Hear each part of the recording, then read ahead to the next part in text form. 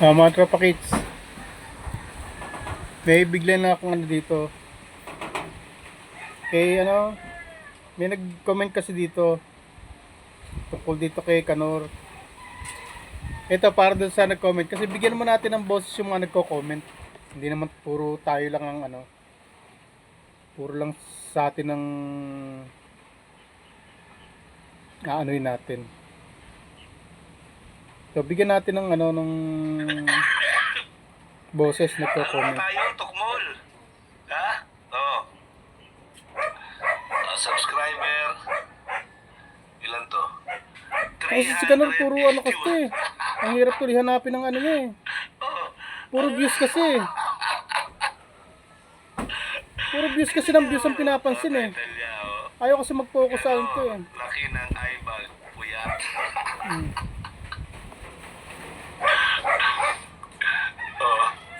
Di ba? Talagang ganyan. Ay, hindi ko na lang yung sa akin lang anuin ko. Kasi puro pa sa kalye kasi eh. Ang hirap tempo ng niya eh. Ang anuin natin sa kanya yung yung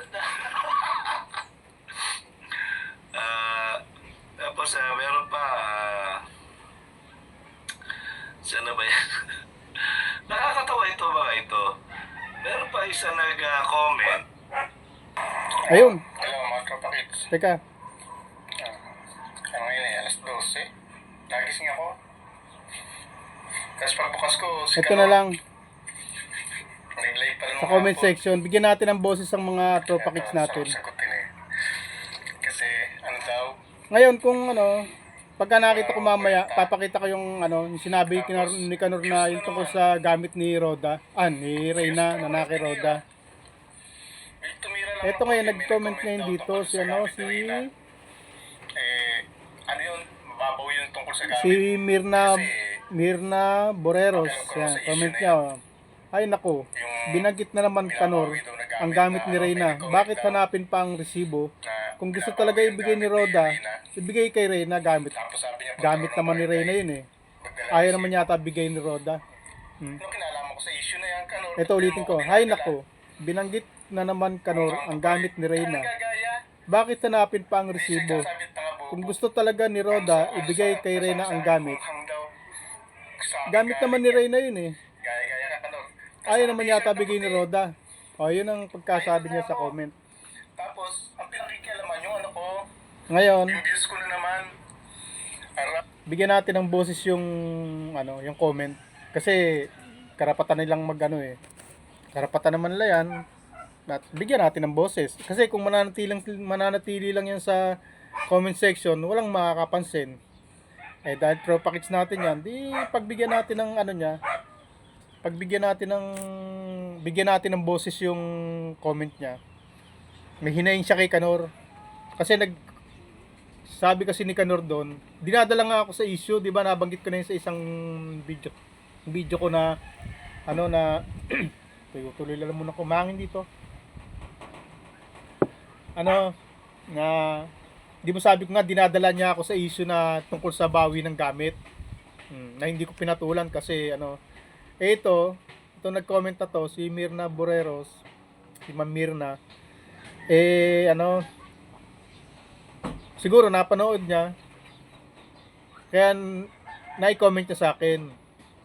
Pero hindi ko naman naiparinig yata sa ko kasi nga ang hirap kasing Hindi ko nga pinansin kasi yung bang hindi ko naman issue yun eh. Wala naman kaming issue dun eh. Wala akong kinalaman. Tsaka matagal na yun. Tsaka yun. Hindi naman issue yung bawian tungkol sa gamit. Kaso naibanggit niya rito.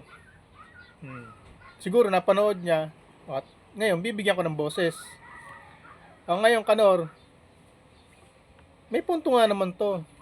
Si Ma'am Mirna kasi ikaw nagbanggit na kung gustong bawiin yung gamit ni Reyna kay Roda, bakit hindi raw pumunta sa barangay at magbigay ng resibo? Alam mo kasi Kanor, napakakitid ang utak mo, no? Gamit yan eh. At saka nung ibigay nila yan, Hindi naman sila humingi ng resibo siguro eh. Na, o to, padala ko kay Reyna. Hmm. Ako ba pagka nagbigay sa isang tao, halimbawa ako, may beneficiary akong gustong tulungan, nagbigay ako ng gamit, halimbawa kwintas man yan o bike man yan o basta gamit binigay ko. Pagka ba nagbigay ako dyan, yung resibo ba ikikip ko pa? Lalo pat pera o kahit na anong bagay o sige, pagpalagyan ng ano, yung ba resibo ikikip ko pa yan? Para ano pa? Galing naman sa akin yun, binigay ko yun. Pag binigay ko, bigay na eh. Hindi ko naman kasi na maiisip na babawiin yun eh, kaya hindi ko kailangan mag-keep ng resibo eh. Bakit ko pa kailangang itago yung resibo ko na pinambili ko ng bike o kaya pinambili ko ng kwintas? Siyempre, binigay ko yon, kusang loob yon. Bakit ko pa kailangang itago yung resibo? Nang napakahabang panahon. Di siyempre, wala na yon. At saka ang intindi ko rito, at saka mamaya na, tuloy ko lang to. Pag ako nagbigay, wala na, hindi ko na ikikip yung resibo kasi ano ko na yun eh. Alangan namang i-dokumentaryo ko pa yan. Ilagay ko pa sa mga kung saan sang sulok-sulok ko i-keep ko pa, itago ko pa sa aparador yan. Siyempre hindi na. Kasi bigay mo na naman yan. Wala ka ng pakialam, binigay mo na eh. At saka isa pa, kaya nga, ano pang resibong ipapakita ko kung gusto kong bawiin yan? At tungkol naman sa bawi, eto medyo sisingit ako ng konti dyan kasi wala nga akong pakialam dyan eh. Hindi ko ma-issue yan eh. Ayong pakialaman niya issue na yan. Pero sisingit ako ng konti. Bibigyan ko ng katwiran tong isang to, yung nag-comment na to. Kaya kasi nga naman no, kung gamit naman talaga ni Reyna yon, kung gusto mo ibigay, bakit hahanap ka pa ng resibo? Kung kay Reyna naman talaga yon, gamit ni Reyna yun eh. Ba't hahanapan nyo pa ng resibo, yung babawi? At saka hindi naman binabawi eh. Hindi binabawi. Wala nagsabi na binabawi nung nagbigay.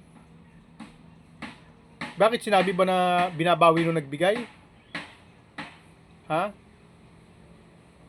Kanor, meron ba sinabi na yung nagbigay yung bumabawi?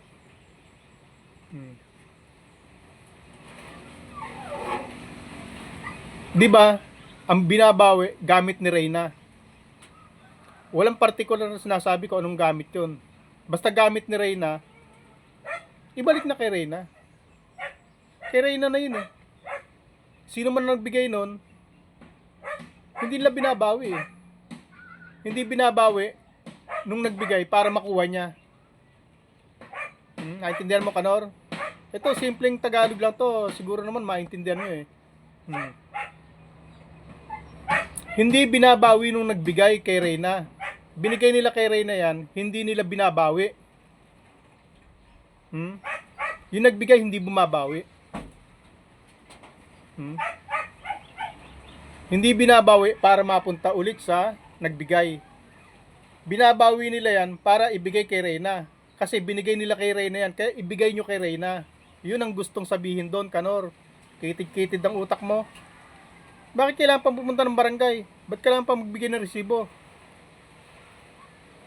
Kung halimbawa ako nagbigay niyan, binigay ko yan para kay Reyna. Para kay Reyna yan.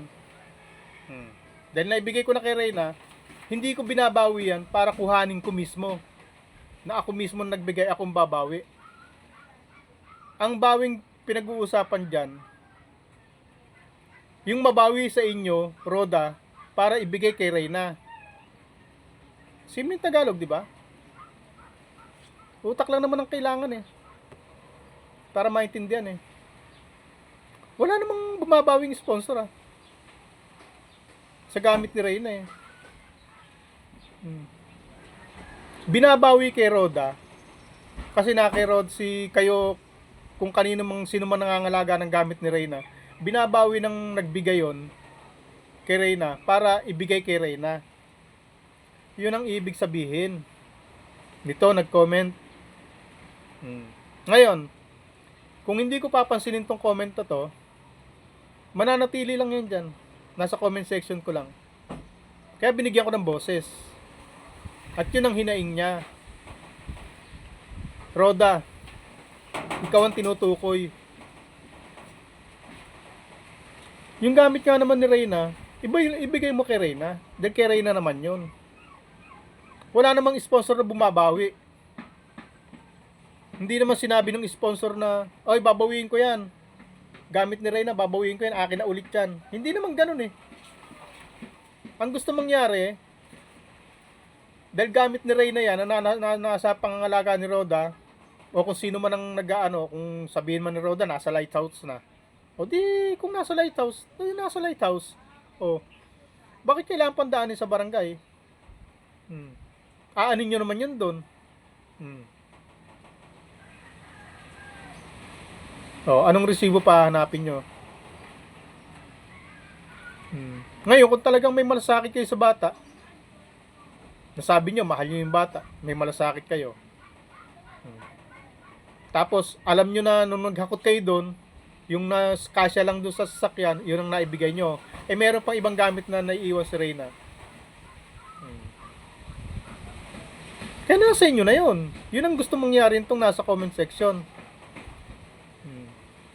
May gamit pa si Reyna na nasa inyo, nasa pangangalaga nyo, nasa pag-iingat nyo, na wala kay Reyna ngayon, na hindi niya, siguro may mga damit yung si Reyna na gustong makita ng sponsor na isinusuot ni Reyna, eh hindi makita, o kung sapatos man yan, o kung ano man yan, kung ano man gamit yan.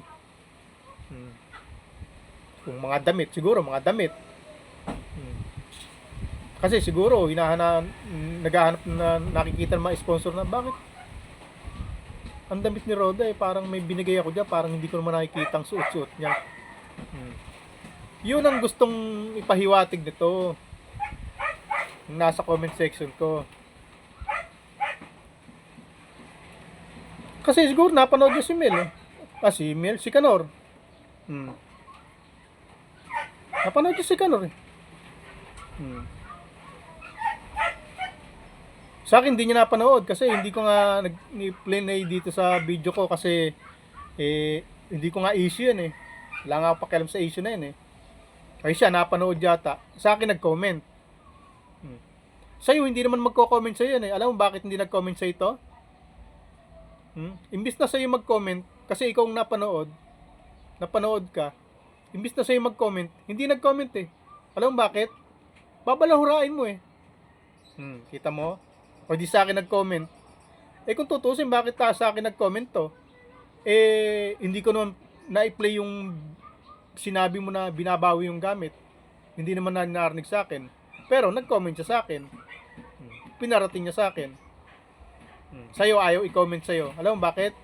Babalahurain mo eh. Kung hindi man, hindi babasahin o kaya i-hide mo. O ngayon, binigyan ko siyang boses. Dinarinig mo, sumapul sa mukha mo. Ang hibig niya ipahiwatig dito, yung gamit ni Reyna, gamit naman ni Reyna yun eh. Balik nyo lang kay Reyna. Hindi binabawi yan. Walang bumabawi. Canor, mali lang intindi nyo. Walang bumabawi sa gamit. Ang gusto lang nila, yung gamit ni Reyna ay ibalik kay Reyna. Anong pagbawi doon? Di ba? Sino bumabawi? Wala naman ah. Hoy Canor, gamitin mo utak mo. Eng ka talaga. Kitid talaga ng utak mo. Asan ang pagbawi doon? Ano sinasayang bawi? Ngayon, sagutin mo to. May binabawi ba? Wala nang bumabawing sponsor ah. Ang gusto nung mangyari na nag-comment, total gamit naman ni Reyna yan na nasa pangangalaga ni Roda o nasa pangangalaga ng kahit na sino man na nangangalaga sa gamit ni Reyna. Kasi nga, may gamit si Reyna na wala kay Reyna ngayon eh. O na, kanino yon? Ibigay nyo. Kay Reyna. Ano pagbawi doon? Bawi ba yon? Makaano kayo? Bawi. Kung gusto nyong bumawi, magdala ng resibo. Ngayon ko sa Canor, kitid-kitid ng utak mo. Kalabisan lang sabihin ano ka eh. Hindi naman ako gumagamit mga ganong salita eh. Babay na Canor. Bigay nyo kay Reyna para sa kanya. Wala bumabawi. Basta yung kay Reyna, bigay nyo. Okay na, Kanor. Bye-bye.